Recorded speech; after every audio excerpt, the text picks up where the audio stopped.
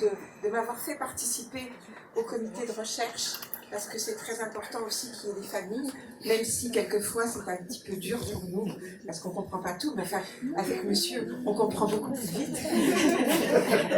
Donc ça c'est très très important. Et puis, donc, merci aussi pour toutes ces présentations qui nous montrent quand même qu'il y a beaucoup d'espoir. Il y a beaucoup de choses qui se mettent en place grâce à la recherche. Moi, ça a toujours été ma façon de penser que c'était grâce à la recherche que l'accompagnement de nos enfants, puisque je suis maman d'un adulte de 39 ans, l'accompagnement de vos enfants allait progresser. Alors peut-être pas avec ce que vous faites actuellement, peut-être que c'est la génération suivante, mais tant mieux, tant mieux. Parce que déjà on avait fait avec Frédéric Bonnet-Brio un colloque 20 ans de recherche et d'accompagnement en 2020, et c'est vrai que cet accompagnement, il a énormément progressé grâce à la recherche. Merci infiniment à tous, vous qui êtes les chercheurs et qui allez faire que nos enfants seront mieux accompagnés plus tard. Voilà. Alors, donc, moi, je suis Martine Vandermeer, je suis la maman d'un adulte autiste de 39 ans. Je suis aussi présidente d'une fédération d'associations dans la région Centre-Val de Loire. 14 associations qui se sont réunies au sein d'une fédération et qui sont une force pour pouvoir mieux travailler, notamment avec le CRA. Alors, c'est vrai que dans le temps, on avait des réunions tous les 3 mois. Et puis, qu'il y a eu un rapport de l'IGAS qui est passé par là et qui a créé les COS et les conseils d'orientation stratégique. Alors nous, ça ne nous a rien apporté. On travaillait mieux avant. Mais vous confirmez, ça nous a compliqué la vie et c'est devenu beaucoup plus rigide qu'auparavant. Mais ça n'empêche que nous continuons à avancer. Et alors nous, les associations de famille, il y a quelques années, enfin il y a plus de 10 ans de ça, on pensait d'abord au diagnostic précoce, tout ce que vient de dire Sophie sur la maladie du cerveau, tout ça. Il fallait absolument que ce diagnostic précoce se mette en place. On pensait aux places en établissement parce que on manquait cruellement de places, notamment pour les adultes. Et donc il fallait des financements. Et puis, je le dis parce que jamais j'aurais pensé parler emploi, habitat. Ça me semblait quelque chose de très lointain. Puis en 2013, lors d'une de nos réunions, vous nous avez parlé d'une société qui s'appelait Socia 3 à l'époque. Socia 3, et puis qui était dirigée par Benoît Pointelet. Et moi, j'ai travaillé aussi avec Socia 3.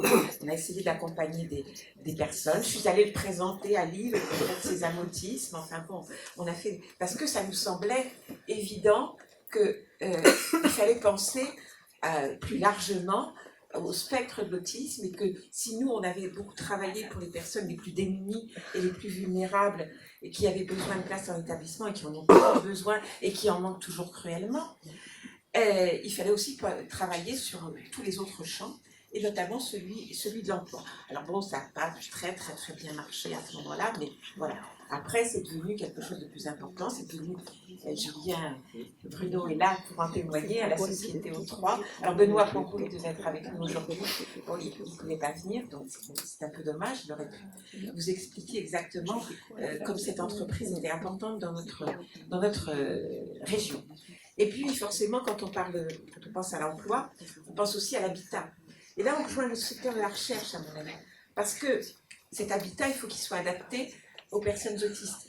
Et ce matin, tout au long de la matinée, moi, j'ai entendu parler de troubles sensoriels. Plusieurs fois.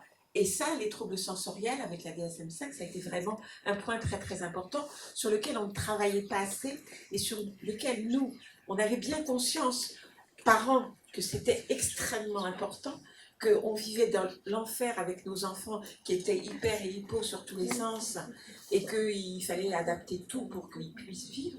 On avait droit au fait qu'il y avait des bruits qu'ils ne supportaient pas, puis d'autres bruits qui nous mettaient dans la maison avec des intensités extrêmement importantes parce qu'ils se faisaient plaisir et puis ils étaient en replay, enfin bon.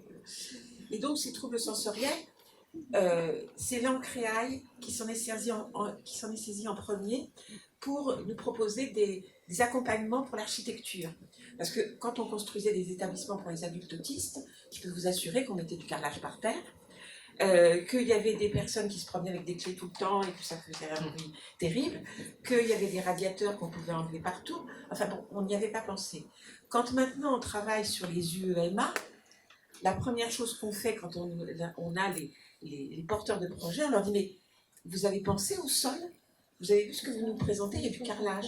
Il faudra mettre du revêtement, un peu épais, parce que les petits-enfants, ils se jettent par terre, il ne faut pas que ça fasse de bruit, voilà. Donc tout ça, c'est grâce à la recherche qu'on l'a appris, parce que tout le monde tient bien compte de ces troubles sensoriels.